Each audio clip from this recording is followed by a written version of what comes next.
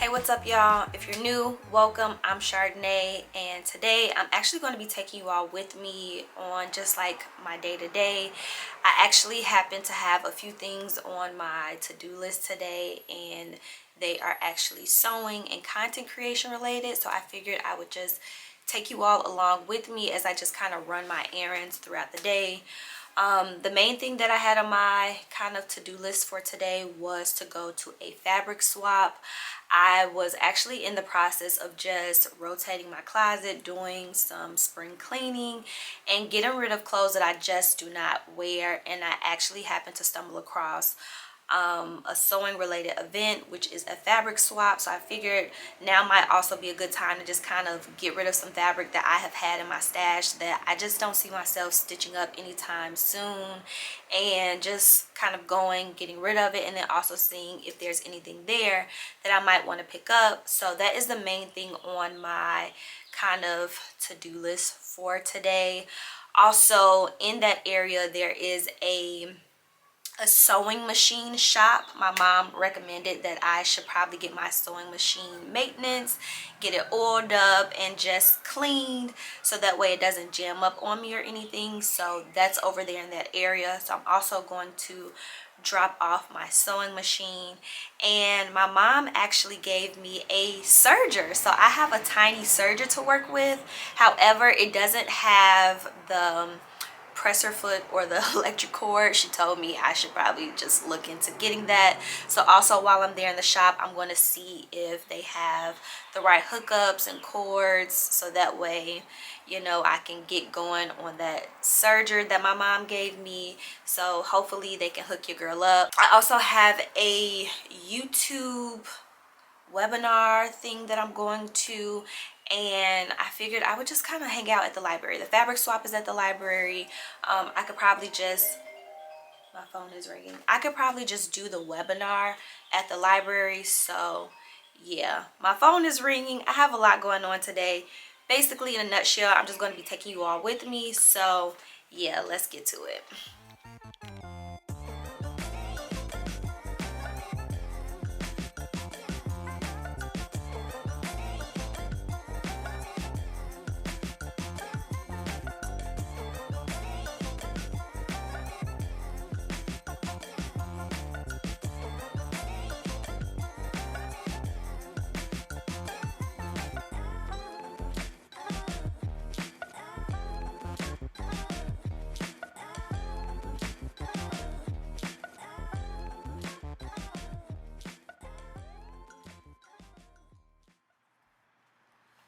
So I actually ended up going over to my co-working space so that way I can join my YouTube call. I don't know if I mentioned this in the beginning, but some recent news is I have joined the YouTube creator community. I was invited to partake in this community, and I'm super excited about it because basically the program gives you access to a community partner manager, and they are your guide to helping you navigate YouTube and just how to better connect with your audience and continue to grow on the platform. And they do this through a series of workshops, events, networking opportunities, and just different things to allow me to connect with other creators. And I think that this is super helpful, especially now that I have kind of stepped into full-time entrepreneurship as well as content creation mode. Some of the things that I have learned within my journey is it is so important to have a community, hence why I decided to join a co-working space so that way I can just get out of my house and just be amongst other people, get out of my comfort zone, break out of my own bubble and my social shell. So this is good for me. And also, I'm super excited to be a part of this YouTube creator community because it allows me to just be in community amongst other creatives, and I'm not just out here doing this alone. So I'm super excited about it. And yeah, I'm just going to take my call here at the co-working space, get a little bit of fresh air, and also try this delicious pastry that I got from a local bakery. They happen to be vegan, dairy-free, and it's a savory pastry. And of course, I could not help myself. So yeah, I'm just going to dive into this food and my call and then share with you all some of the things that I am learning from this experience. Well, let's final people in here and then we'll start. For those of you who don't know me, my name is Haley and I am your community partner manager here at YouTube. This is just an intro session, but we have a ton of other sessions planned. I'll kind of cover everything that the community partner management program entails at YouTube and what you can expect moving forward.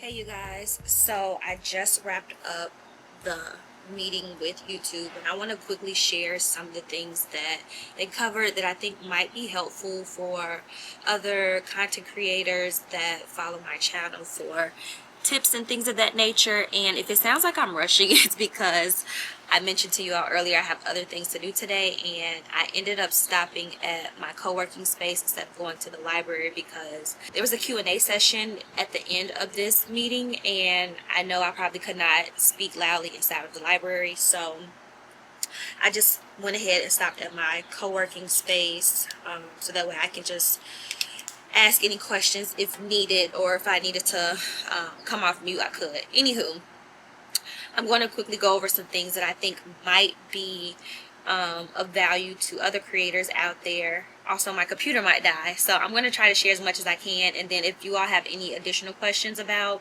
just like creating content on YouTube, let me know in the comment section, and if there's enough interest, I will do a separate video just kind of on breakdown strategy, things of that nature. But I'm just sharing with you all things that I am learning as I am coming across the information. So yeah, so one of the main things that I took away from this call was you want to make sure when you are creating content that consistency is key. That was the main thing that they shared, is that it helps boost your videos with the algorithm, and it also creates a sense of community and connection with the people that are coming across your videos when you have some type of regular cadence. And the main thing that they stressed was just consistency on the platform, and they recommended at least once per week. That was one of the main things that I took away. Some other things that can help with engagement, video views, things of that nature, is just engaging with your community. When people leave a comment and respond to people that come across your videos, or if you come across other videos on the YouTube platform, engage. Even if it's something that you laughed at, there are features where you can literally tag within the comment section, like a timestamp, and respond to something that you came across within the video. I think that that's something cool that you can do if you're looking for ways to engage with other creators on YouTube. And also if you want to engage with me on my videos, if it's something that I mentioned in my long form videos that you want to, respond to, you're able to do that with like a timestamp comment. Something else that you can do, which I thought was cool, is you can also, let me see, where is it at in my notes? You can do content linking. And so basically what that is you can take related videos, whether that's short form and connecting it to your long form videos, or vice versa. There's a feature within YouTube where you can connect your short form videos to your long form videos. So something like an example of what this will possibly look like is, let's say somebody might ask you a question about something within your long form video. Instead of you commenting, if you already have a short form video that you created, you could reply with one of your shorts video. So that will be a way for you to just kind of also get more views and engagement on some of your short form content and drive traffic to some of your short form content, because there are people that might look at some of your short form videos but may not, you know, transfer over and watch your long form videos. And so if you have somebody who is coming across one of your long form videos and they might have just like a simple question, and maybe you already pre-recorded a short form video, you can share that video as a response, and that's a way to kind of drive traffic from your long form to your short form, and then short form to long form.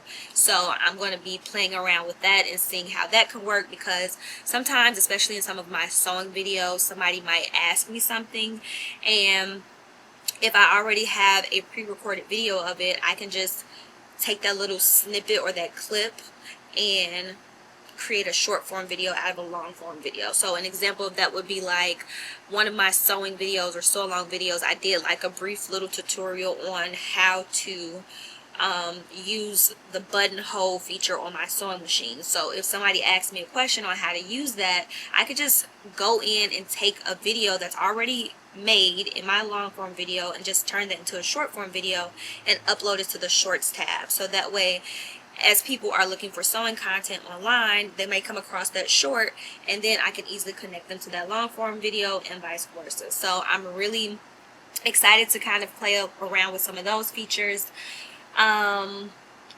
Something else that came up within this call was focusing on quality. Have a good balance between short form and long form videos. You can also schedule out your videos to be posted at a later time. So if you're struggling to be consistent on YouTube, and maybe you might know that during the summertime you may not be able to be as consistent, or maybe there's a certain season or time of year where you know your cadence of how frequently you post online, that might be affected. Something to consider is to schedule out your content so that way it keeps the algorithm happy, and it also allows you to continue to stay in touch with your audience that you are building and connecting with online.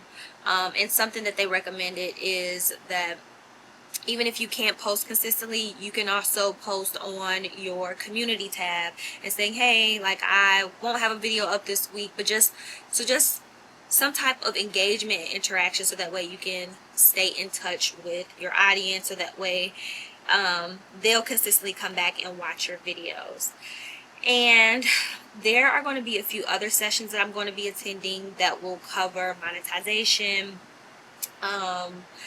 and repurposing your videos for other platforms. They don't discourage cross promotion on other platforms. There's actually going to be another session coming up that I'll be attending where they have a tool and software that you can use that will allow you to take some of your content that you've created on YouTube, and you can download it and repurpose it to distribute on other platforms. So again, as I continue to learn this stuff, I'll continue to share this stuff with you all.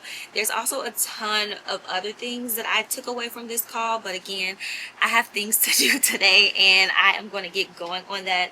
I just wanted to quickly share with you all some of the key things that I took away from this call. And again, to recap, the main thing is being consistent, posting at least once per week, focusing on quality opposed to quantity, and engaging with your community and your audience. Oh, and one last thing that they mentioned is apparently there is a myth or an assumption that if you make your videos 10 minutes or longer, that will help with people watching your videos and watch hours and things of that nature. But if you're looking at your analytics and you're finding that viewers are mainly watching it for 5 minutes opposed to 10 minutes, it might just be better for you to have a fully engaged video where people are watching it to completion. So if you see people are mainly dropping off at the 5-minute mark, it's better for you to just start making shorter form videos that are 5 minutes opposed to 10 minutes, because that's really what matters most, is that people are actually watching your video through the entirety of it, and people are actually engaged and interested in what you're making. So I thought that that was cool, because I know there might be some folks out there who are really pushing it and making their videos longer than it needs to be, when in actuality the most important part of your video is the first 40 seconds of your video. So she recommended that the first 40 seconds of your video, make that highly engaging, because if they stay past that mark, they're more likely to watch the video to the end. So thought that was also interesting to share with you all. And it might take a little bit of the pressure off of you as you are creating content to not have your videos go to that 10-minute mark. You can kind of reel it back some and make it between 5 and 6 minutes, and also just focus on that first 40 seconds or minute of your video and making sure that it's super engaging. You don't have to have a lot of fluff in the beginning, like a trailer or telling people like, oh, this is why I've been gone, or blah blah blah.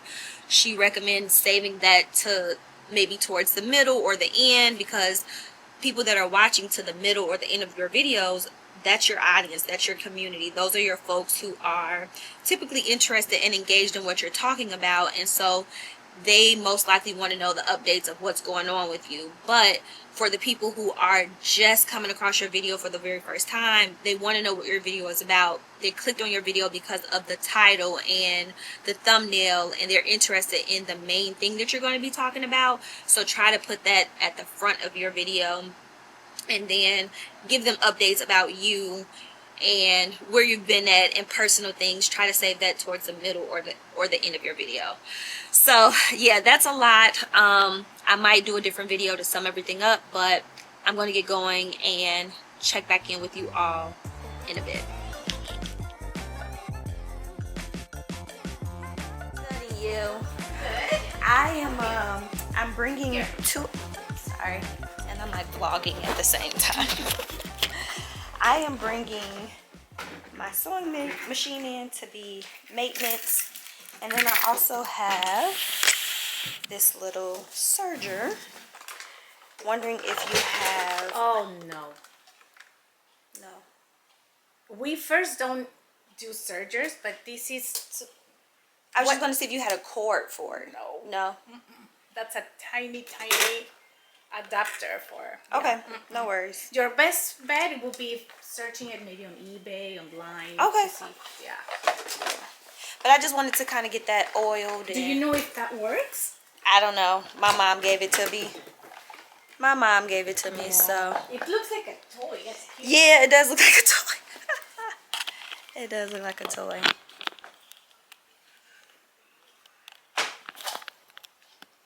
Well, yeah, but I don't know exactly what's going on. So I need to see it, to test it out, yeah. No, just bring it in anytime. We close today at 5:30. And tomorrow from 9:30 till 3. So from Tuesdays through Fridays, 9:30 to 5:30.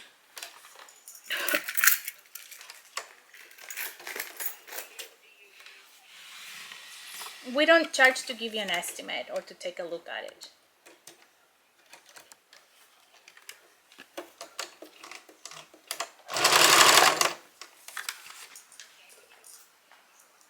Yes. You're welcome. No, we close Sunday and Monday. Yeah. Okay, you're welcome. Bye-bye. Oh, the tension here, it's not good. And my mom said I needed like oiled or something and cleaned. When was your last service? I have no idea. I've been using this for a year, and my mom was like, you should probably get it checked or serviced. She gave it to me during the pandemic, and then I used it consistently like last year. So it's probably been a while. Let's see. Can I leave this here and come back? No, I need to test it out first to know exactly what's going on before you leave it, because I need to get your information first. Okay. Yeah.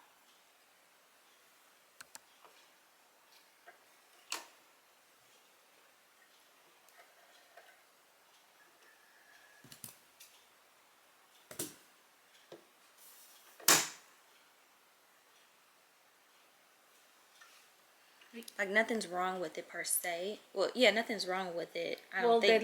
the upper tension, the bobbin case tension was completely off. Oh, okay. So that's why I need to check the rest.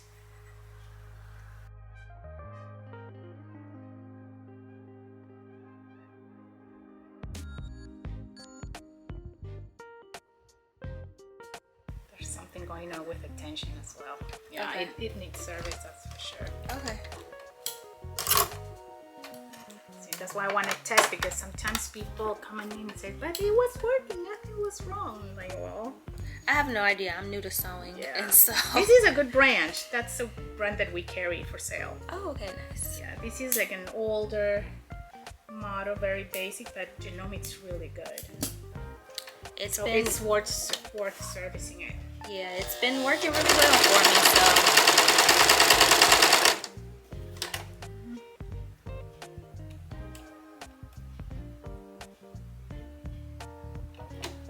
it's just dusty.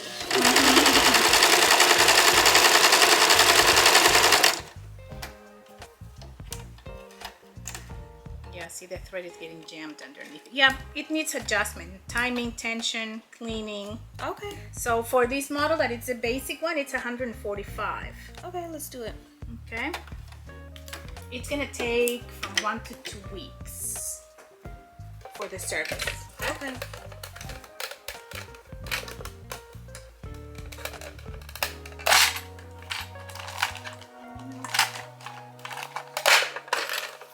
This is not closing very well. We're gonna try to fix it, but I'm not sure. And this isn't closing as well over here. I don't. Yeah. Okay. I'm not gonna force it because it's plastic, so we'll see what we can do with that. Okay, cool. Okay, let me have your information.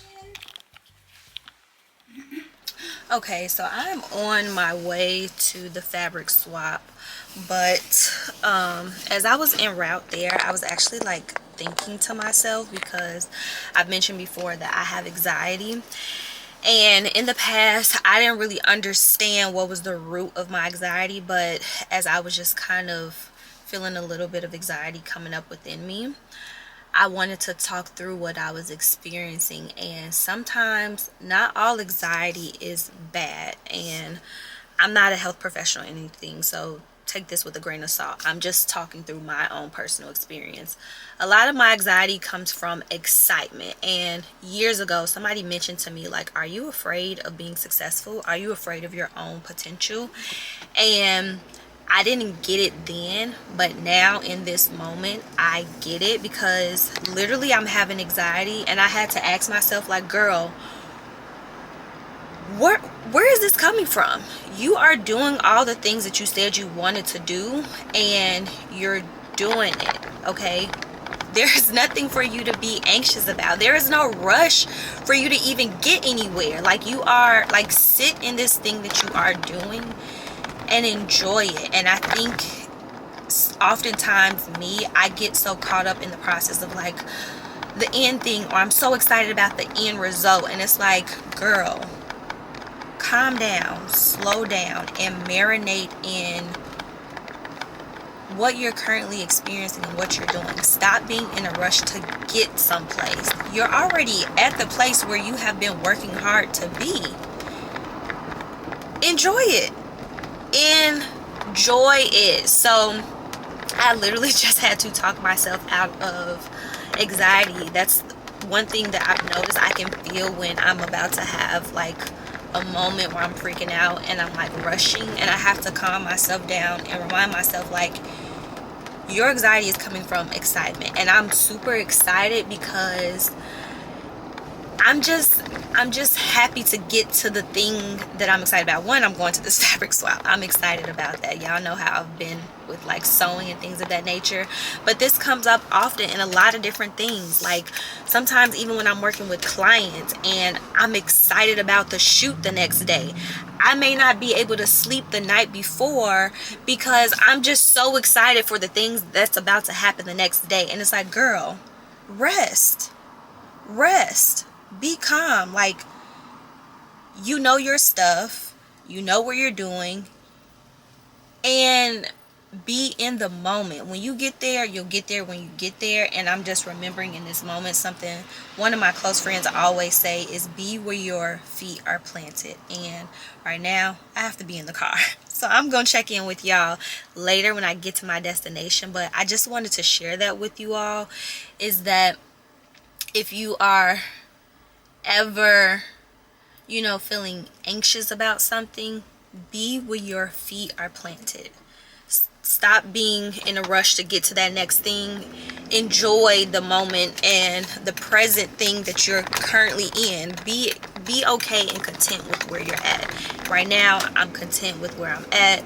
There's no need to rush to get anywhere because I'm already doing the thing that I have worked many years to get to a place to be able to do. You know, to have this kind of freedom, to not be working at a 9 to 5, but being able to create my own schedule. And for the longest, I would say, especially within this past year, it was a lot for me. I had to figure out how to make my own routine. I was taught to, I've been so used to operating in a schedule that was not my own. So when I had the luxury and freedom to create my own schedule, it scared me.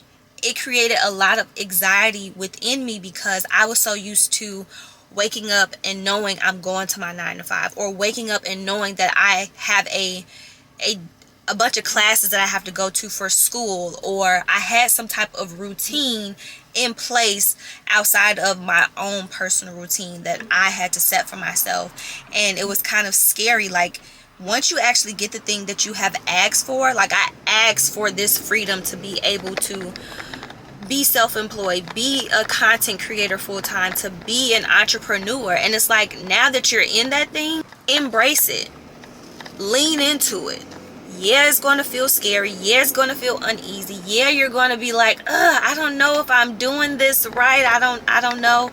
You're going to feel all those things, but you have to remember to find joy within the process. Like, sis, you asked for this and now you afraid of it?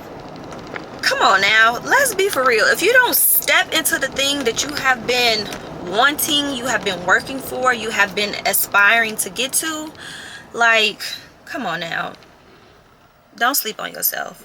If you don't step into the thing that you have been asking for and stop being afraid of the very thing that you have asked for, like, be for real. You asked for it, you worked for it, and now that you've got it, you afraid of it? No.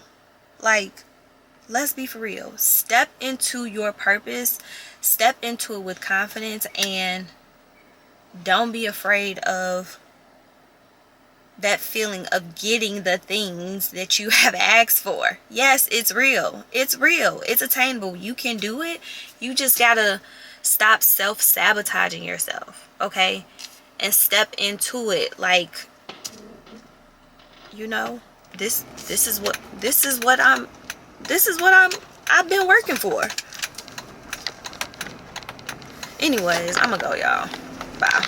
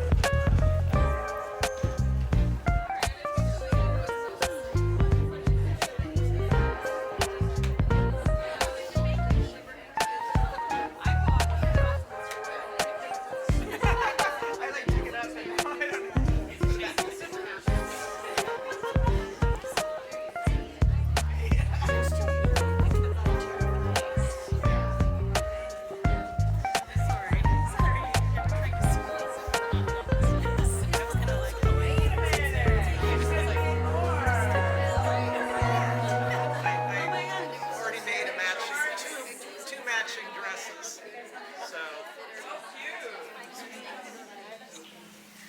So if you bought 3 pieces of fabric, you can participate in all the first 3 rounds. If you didn't bring any fabric, totally fine. You can just wait till the 4th round. And the 4th round is basically a free-for-all. So take as much as you want, and any fabric that is left over, someone from the library, because they have sewing machines here, they do crafting, she said that she would take the leftovers. But if you bought stuff that's not fabric, I don't know if she could take it, so you have to take that back or donate it or whatever. So very exciting that we don't have to worry about the leftovers. So that's great. I also put a few bags on the fridge on the table, Oh, okay. so if you needed bags. Oh, great. That's great. All right, you all. So I have made it back from the fabric swap, and initially I went to offload and destash some of the fabric I just kind of had hanging around within my office. Just some fabric that I knew I probably would not make anything else out of it, and I still had a little bit of additional yardage left. But I just could not help myself, and I ended up getting some more goodies while I was at the fabric swap because some of the fabric and patterns that I came across, they were just too good to resist. So I'm going to quickly share with you all some of the goodies that I ended up picking up. The first pattern that I came across is Simplicity D0873. I was most interested in this pattern because I wanted to stitch up this sports bra. I'm getting more into fitness this year, so this is something that I'm interested in stitching up. And it looks like these are the different front views that go with this sports bra. And then there are a few different variations for the back. So I have a few different options to choose from. The leggings are not included, but I already have a legging pattern within my stash, so I'm pretty excited about stitching this up. The next pattern I came across was by Friday Pattern Co., and I am stepping out of my Big 5 patterns, so I am really excited to give this pattern company a try. I thought that this was a cute and fun, interesting dress. And it comes in this box so I can easily store it away. So yeah, these are the fabric requirements and the sizes and things of that nature for this dress. So I am going to give this a try and see how this turns out. Now let's get into some of the fabric I picked up. For some odd reason, I was gravitating towards lots of purples. I don't know why, but that's just what I was drawn to when I was at this fabric swap. This is a jersey knit.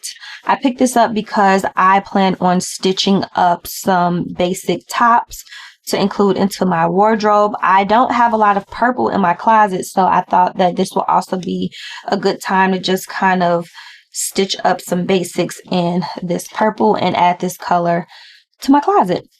So this is one of them. The next fabric is this. This is a knit fabric as well. It has about 2 yards of this fabric. It's lightweight.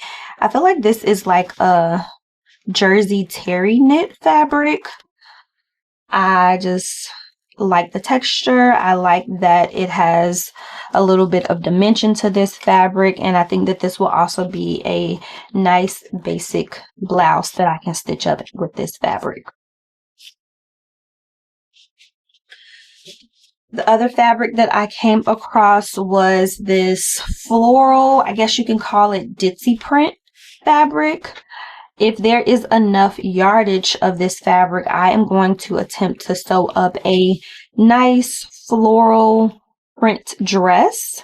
It just depends on what dress I decide to make out of this fabric, but I thought this was such a cute print. I actually have a few images up on my Pinterest board that I can see myself stitching this fabric out of, so I'm really excited to cut into this, and I love this color. It's still a hint of that purple, but I don't know, it's something about this that I really enjoy. This is another printed fabric. It also has some floral prints.